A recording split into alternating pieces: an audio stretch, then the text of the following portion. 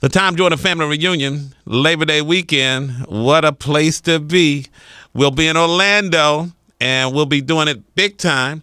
We have entertainment. We have seminars, empowerment seminars. One of the seminars that we'll have is called Father Knows Best, a clinic put on by Allan Houston. Good morning, Allan Houston. Good morning. How you guys doing? Well, we're doing better than the Knicks, but yeah, we're doing all right. Yeah, so I'm sorry, man. That was not necessary, was it? Only 4 teams doing better than the Knicks right now. There's about to be 2, and then there will only be 1. I'm sorry. I'm sorry, man. That was low. Honestly, I honestly hope it'll be the Mavs, though. I will say that. You do? Why?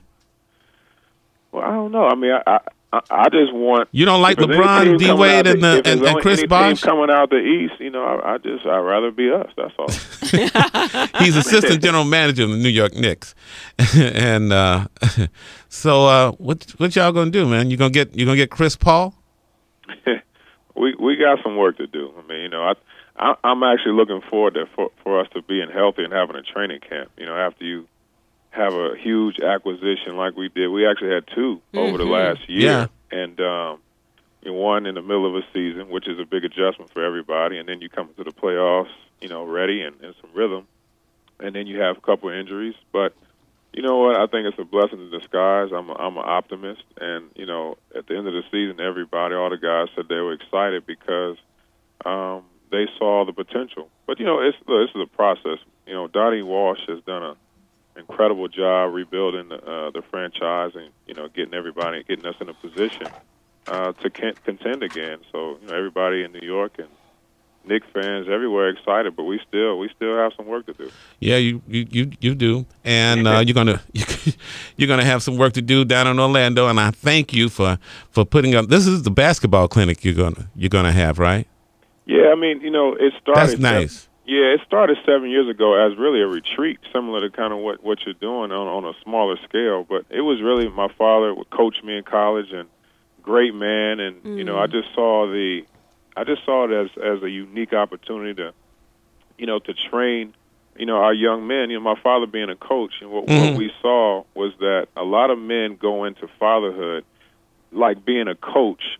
And not knowing the plays, and not knowing when you have timeouts left, and not knowing the skills. And so we wanted to kind of be catalysts in training our young men and men to just help them in that process, learn to be fathers, learn to be mentors, because if you look at the statistics, nearly 2 out of 3 African-American children are born or are living in a home without a father.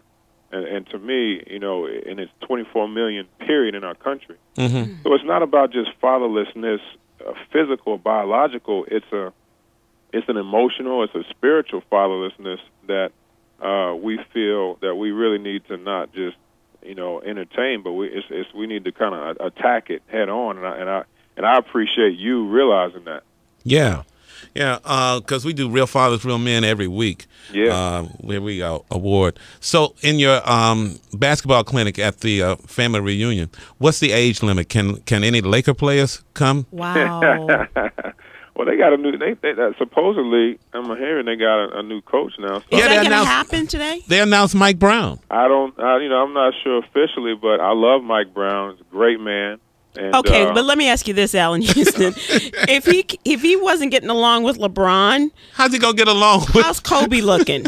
Well, what you guys have to understand. So you guys opened up a whole new thing. You gotta understand that, you know, I don't believe LeBron was coming back anyway, and I don't know if that has anything to do with, you know, I don't believe really it had anything to do with Mike Brown. I really don't. I think Mike is a great guy, and I think he's going to be a great coach. But, you know, listen, all these teams, just like the Lakers, you know, going through transition, and I think it'll be great. But Dennis Scott is sitting there like going, I can't believe But to answer your question, no, we don't have Lakers that can participate in the camp.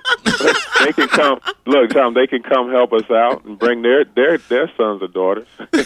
So this is open for parents as well as young men who want to just be mentors, not necessarily for their children, but men who want to step up and help others. Yeah, I think the uniqueness of it is the parents or men, they actually participate in the camp. So they, bring your, your Advil and a little ice. And, we're not Plenty going to of go ice. too hard. Yeah, with just some shooting contests. The way it's like we teach the fundamentals of the game, but we also teaching them to teach fundamentals in life, and that's kind of what we do. And simultaneously, we get involved, and they have good time doing competitions, but we talk about real issues that men really would like to talk to and talk to their children or their mentees about. Are you going to bring your family to the family reunion, Allan? Of course, my son will be there. He's 10. Now, I have 5 girls, and my son is always there with me. So he loves it. Yeah, he's going to have a great time too. Because we go down to Orlando. We take over Orlando. We do the theme parks. We've got concerts for every age group. I know this is your first time, but it probably won't be your last, Allan Houston. I hope not. And bring the girls with you. Bring the girls. Yeah, bring the girls. Yeah, I mean, I'm really looking forward to it. When I found out, I was really excited about the partnership because I see the impact you're already making. So for me to be a part of that, it's big. Are you different as a dad than your dad was as your dad coach? Because your dad coached you at Tennessee, right?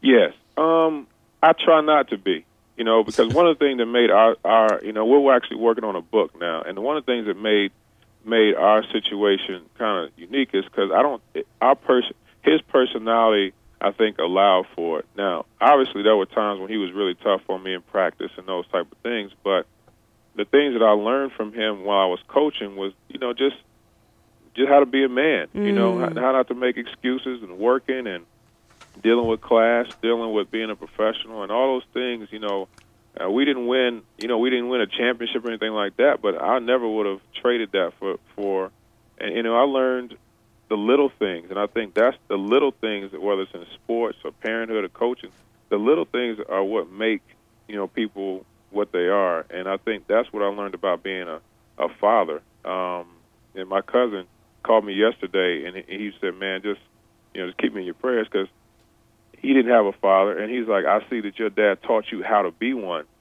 So there are a lot of men out there who are trying to learn on the fly, and not that they won't ever be good fathers, but it just helps. When you or a mentor. So it helps.